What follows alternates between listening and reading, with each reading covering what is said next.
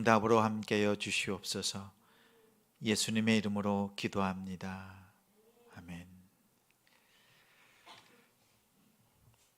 오늘 말씀은 로마서 7장 14절부터 25절입니다.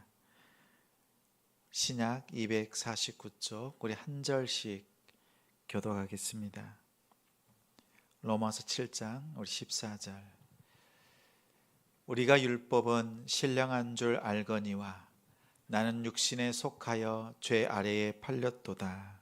내가 행하는 것을 내가 알지 못하노니 곧 내가 원하는 것은 행하지 아니하고 도리어 미워하는 것을 행함이라.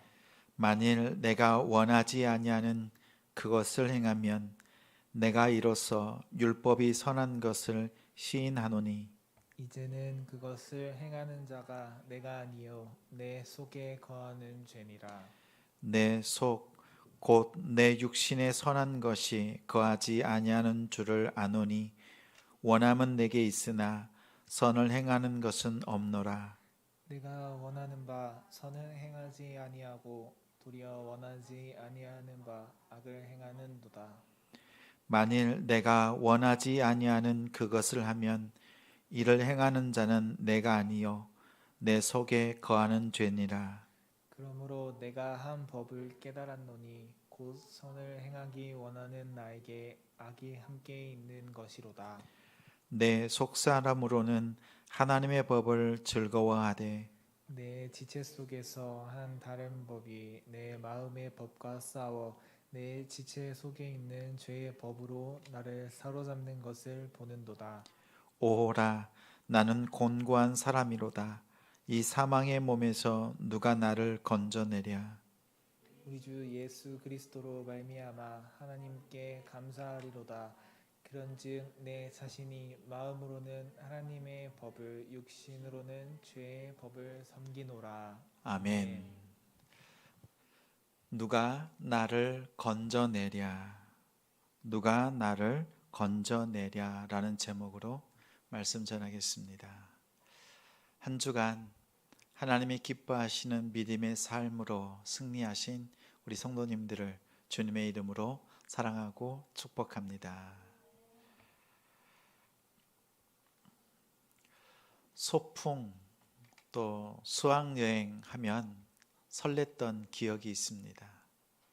얼마나 설렜던지 잠을 이루지 못했던, 또 아침이 되었을 때 평소보다 훨씬 일찍 깨었던 기억들이 있습니다. 이런 설레는 마음, 그런 마음의 흥분과 긴장이 되는 이유는 아드레날린이 우리 몸속에 분비될 때 그러합니다. 미국의 빙벽 등반을 즐겨하신 어느 목사님의 짤막한 간증이 있습니다. 드라큘라라고 하는 유명한 그 빙벽을 등반 계획을 했습니다. 소풍 때처럼 마음이 너무 설레고 흥분됩니다. 아드레날린이 과다 분비된 상태입니다.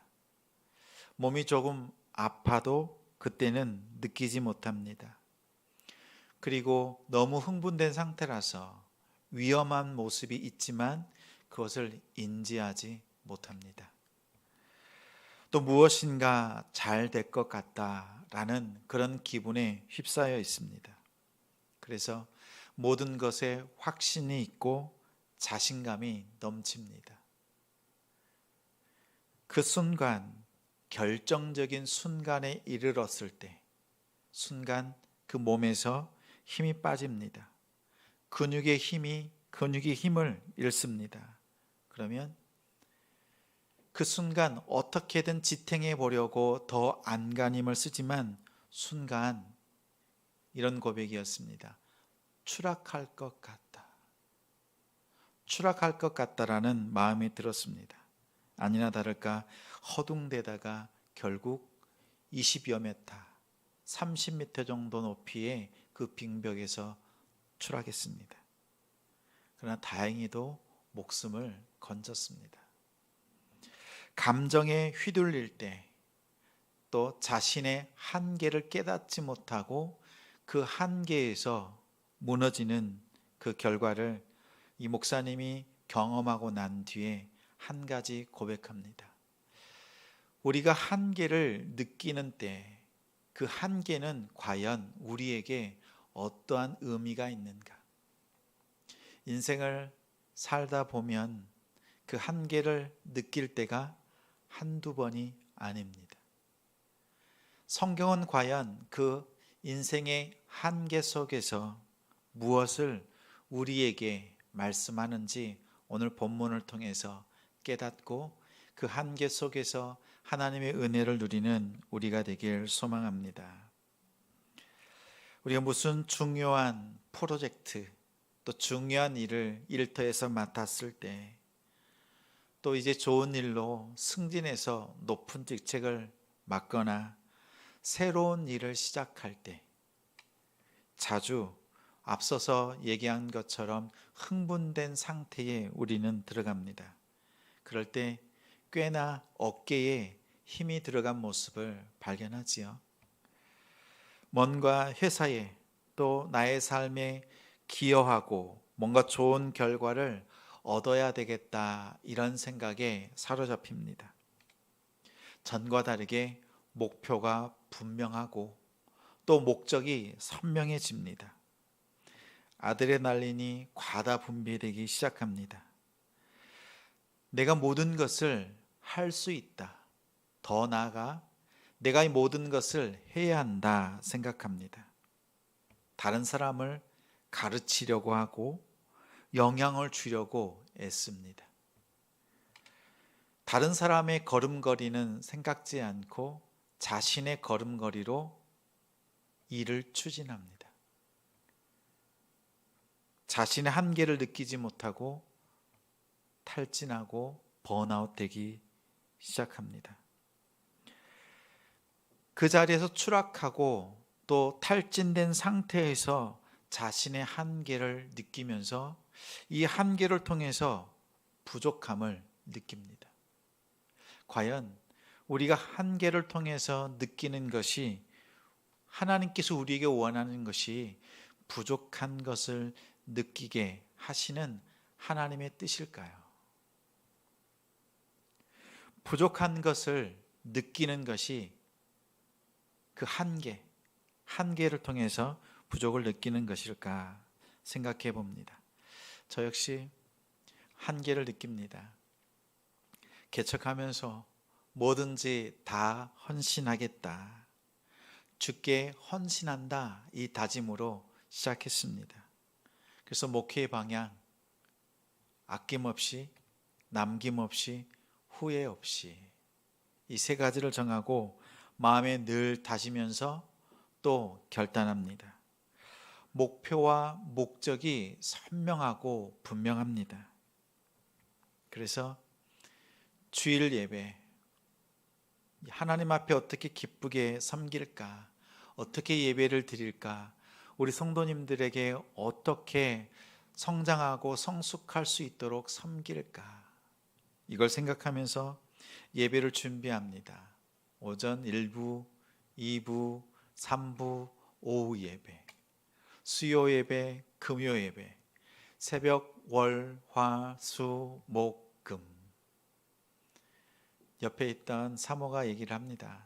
목사님, 할 수 없어요. 혼자서 다 할 수 없습니다. 얼마나 고집을 피웠던지. 어느 날 저에게 한마디 더 합니다. 목사님, 최선을 다하는 것 좋은데 목회는 100m 달리기가 아니라 마라톤인 것을 잊지 마세요.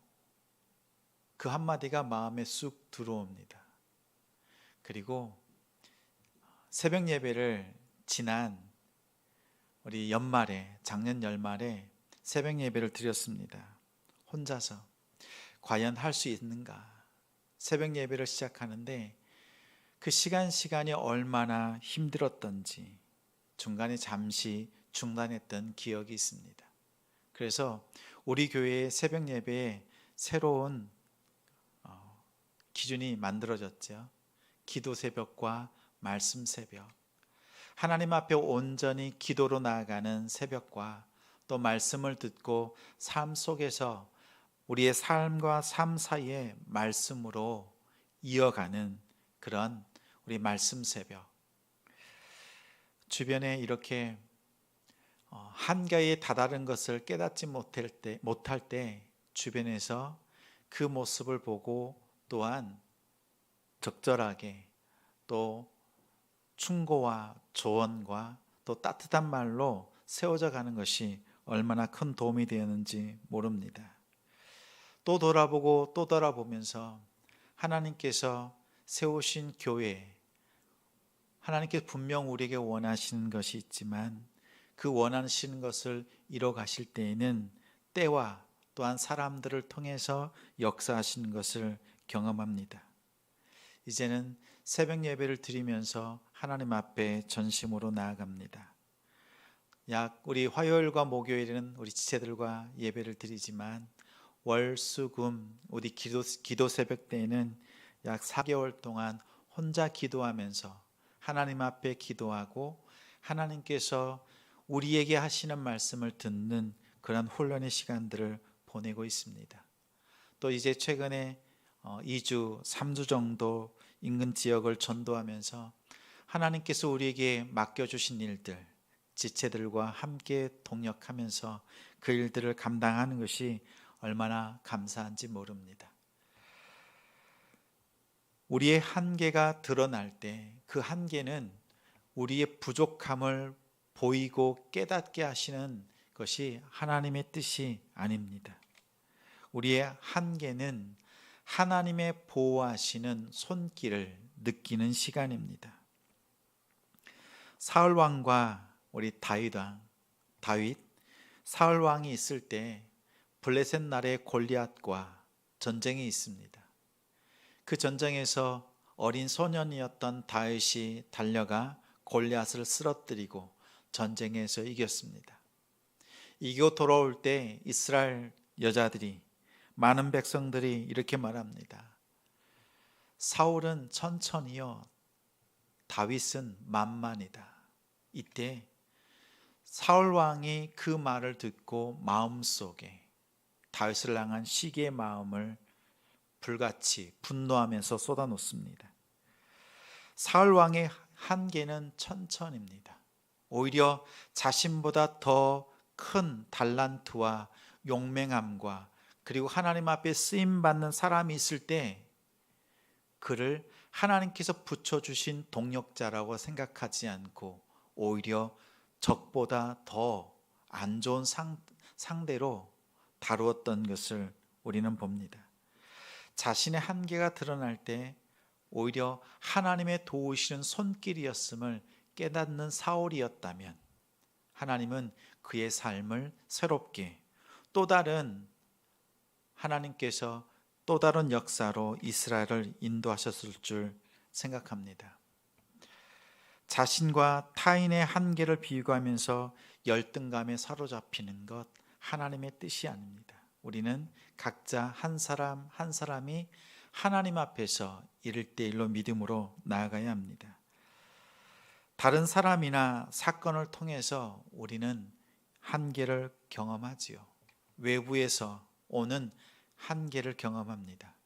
또 한편 우리 안에서의 한계를 경험합니다. 오늘 말씀은 내 안에서 오는, 공동체 안에서 오는 그 한계를 말씀합니다. 복음을 파헤치고 또 파헤칩니다. 로마서 1장부터 7장까지 오는데 사도 바울은 마치 양파처럼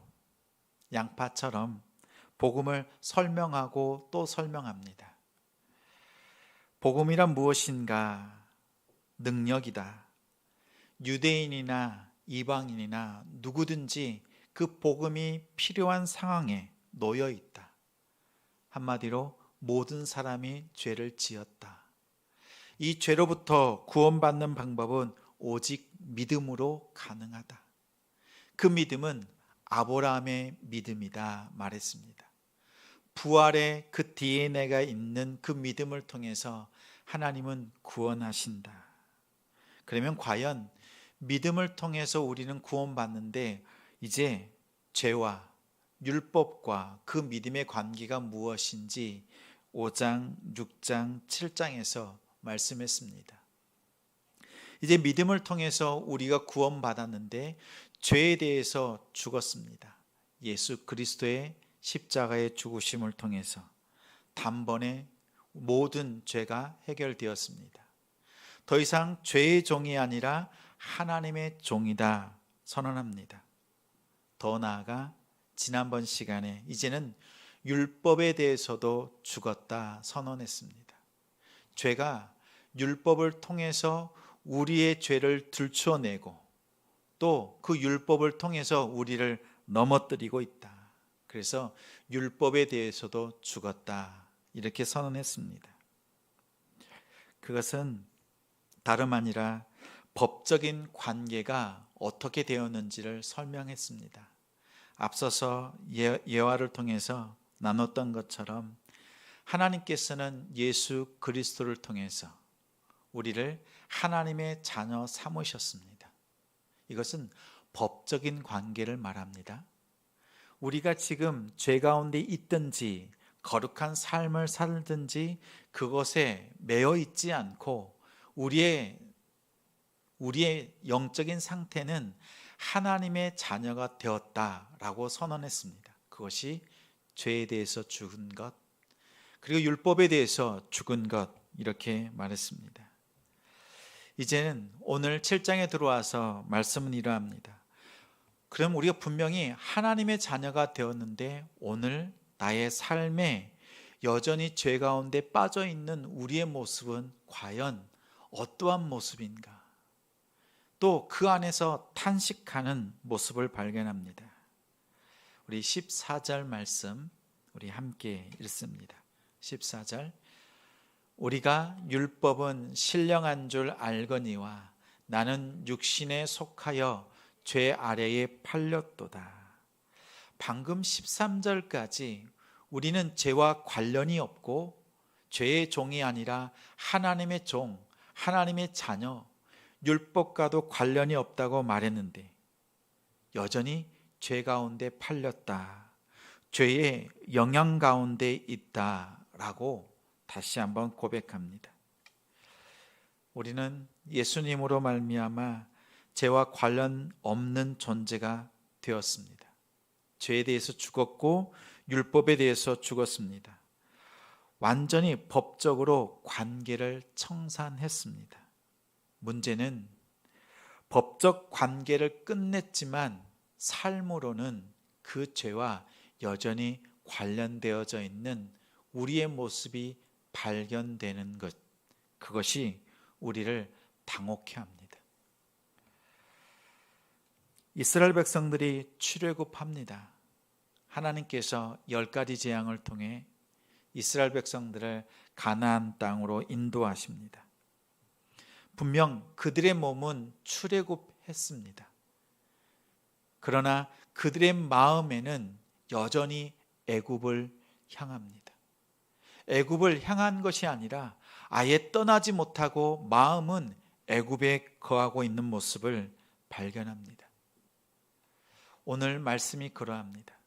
우리가 믿음 출발했습니다. 그러나 우리의 삶은 여전히 죄 가운데 머물러 있는 그 모습을 보면서 하나님 앞에서 탄식하고 우리 인생, 우리 사람의 그 한계를 경험하고 깨닫게 하십니다. 우리 15절, 16절 함께 있습니다.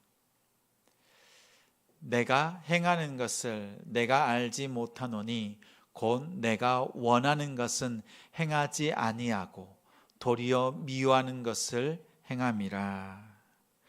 이것을 바꾸어 읽으면 이러합니다. 내가 하나님이 원하는 것은 행하지 아니하고 도리어 하나님이 미워하는 것을 행하고 있습니다. 내 속사람은 하나님이 원하시는 것, 하나님이 기뻐하는 것을 하고 싶은데 정작 나의 삶에는 그러한 모습이 보이지 않습니다.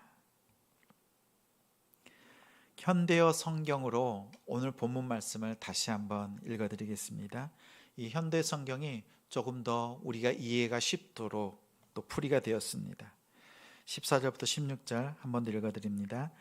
율법은 선한 것입니다. 그러므로 문제는 율법에 있는 것이 아니라 내 속에 있습니다. 나는 죄라는 주인에게 노예로 팔렸기 때문입니다. 나는 나를 도무지 모르겠습니다. 속으로는 올바른 일을 해야지 하면서도 그렇게 되지 않습니다. 그러고는 내가 원하지 않는 짓, 내가 미워하는 짓만 저지르고 있습니다.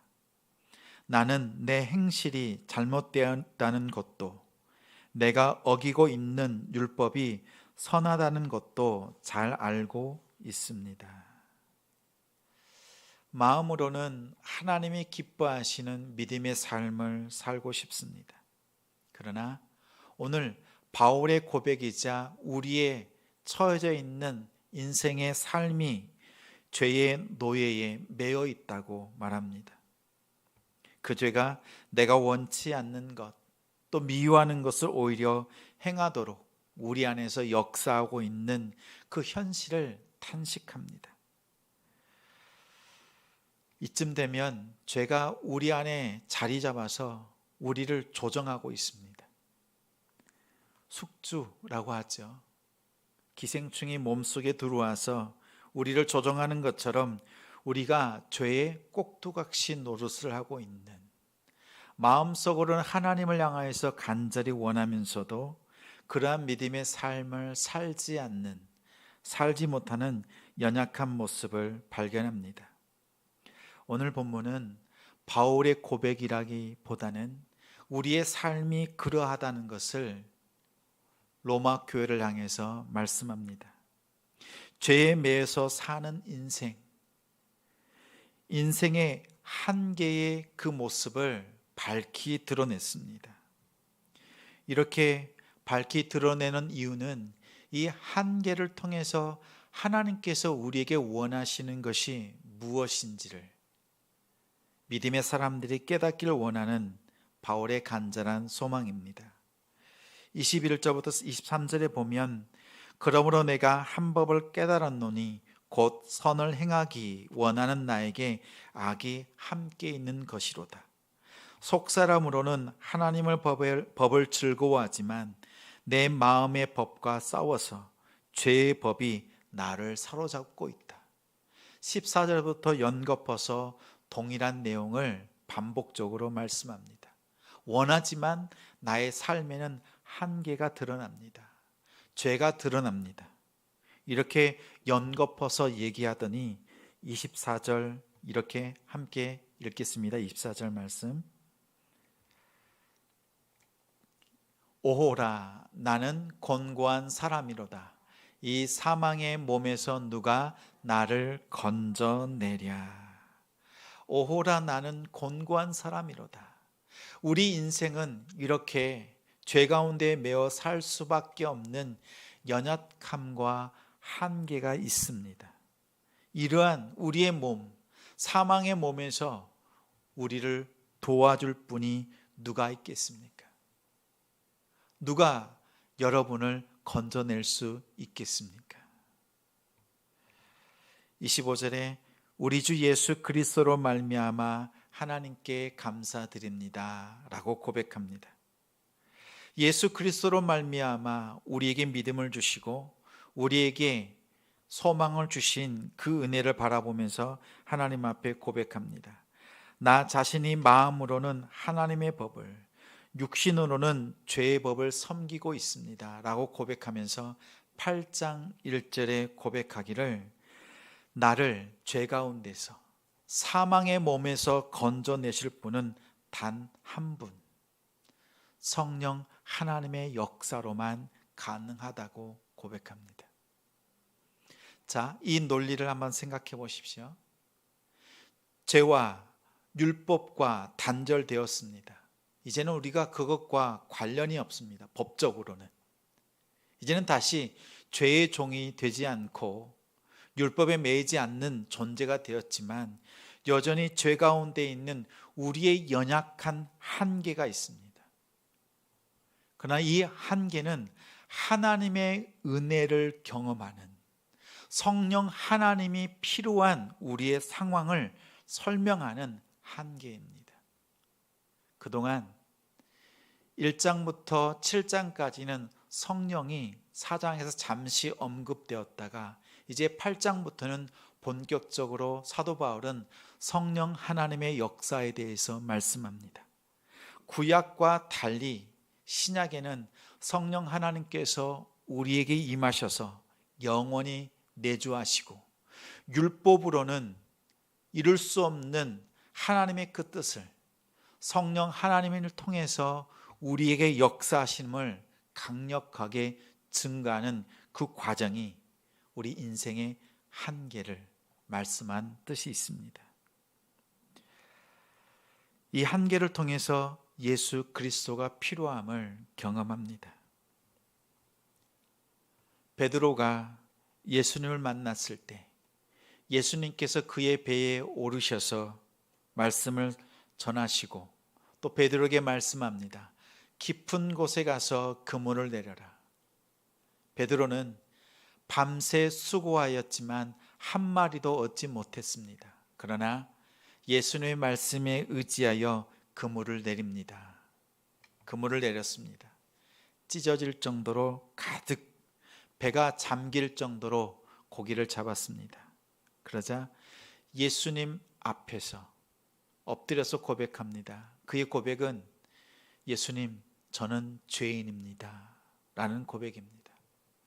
자신의 한계, 드러난 그 앞에서 예수 그리스도의 존재를 발견했던 베드로처럼 우리의 삶의 한계가 드러날 때 부단히 믿음으로 살아보려고 애쓰고 수고하지만 내 안에 쓴뿌리, 내 안에 뿌리 깊은 죄악이 들춰나고 드러나고 또 우리 한계로 느껴질 때 그때 우리에게 필요한 분이 누구인가? 사도 바울은 성령 하나님께서 이제 우리 안에 내가 할 수 없는 그것을, 꺾을 수 없는 그것을 성령 하나님께서 우리 안에 역사하신다, 이렇게 말씀으로 증거합니다. 우리가 하나님 앞에서 결단할 때 있지요. 수없이 결단하고 믿음으로 나아가지만 우리의 삶에 여전히 연약함이 드러날 때 우리는 성령 하나님을 바라보아야 합니다. 내 결단이 아니라 내 안에 역사하시는 성령 하나님의 그 역사로 우리의 삶의 변화를 경험합니다. 그 첫 번째 방법이 회개입니다. 내 힘으로는 회개할 수 없지만 성령 하나님께서는 내 안에 역사하셔서 베드로처럼 하나님 앞에 엎드려서 죄인임을 고백하고 성령 하나님의 역사를 통해서 하나님의 자녀가 되었음을 뿌리 깊게 다시 한번 경험하고 그 은혜에 사로잡힙니다. 오늘 사도 바울이 로마 교회를 향하여서, 성도들을 향하여서 이렇게 일목요연하게 말씀을 전하는 것은 우리가 이 복음의 능력 가운데 성령에 매여서 성령의 능력 가운데 살아가기를 원하는 간절한 바람이 이 사도 바울의 바람이자 우리 하나님의 바람입니다. 성령 하나님께서 우리의 삶의 주가 되셔서 우리의 마음에 함께 하셔서 우리의 삶을 변화시키는 그 능력으로 우리의 삶에 나타나도록 역사하시도록 우리 주님의 이름으로 축원합니다. 우리의 삶에 연약함이 드러날 때 성령 하나님께 구하십시오. 하나님, 내 안에 역사해 주셔서 하나님의 기뻐하시는 믿음의 삶 살아갈 수 있도록 붙들어 주시옵소서. 이렇게 고백하며 믿음으로 나아가는 오늘 이 시간 기도의 자리가 되기를 소망합니다.